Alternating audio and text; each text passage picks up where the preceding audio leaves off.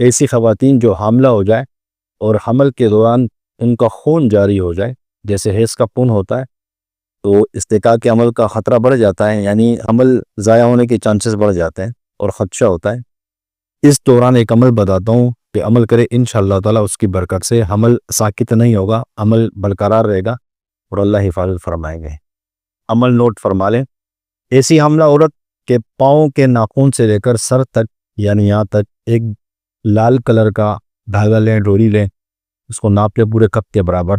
اس کے بعد جو عمل بتا رہا ہوں اس کو 7 مرتبہ پڑھنا ہے اور اس دھاگے پر 7 گھرے باندھنی ہیں۔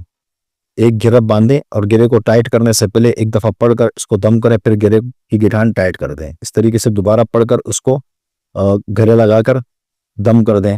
اس طریقے سے 7 دفعہ اس کو دہرانا ہے، 7 گھرے آ جائیں گے اور 7 دفعہ پڑھ کے دم کرنا ہے۔ اس کے لیے پڑھائی یہ ہے کہ الصبور لا الہ الا اللہ محمد الرسول اللہ، یہ پڑھ کر گھرا لگا کے دم کر دیں۔ الصبور لا الہ الا اللہ محمد الرسول اللہ، یہ پڑھ کر دم کریں اور گھرا لگا دیں۔ اس طرح یہ 7 گھرے لگانے ہیں، 7 مرتبہ اس عمل کو دہرانا ہے۔ پھر جب یہ 7 گھرے لگ جائیں، 7 دفعہ دم ہو جائے، اسی دھاگے کو حاملہ عورت اپنے کمر سے باندھے، انشاءاللہ تعالیٰ اس کا حمل ساکت نہیں ہوگا۔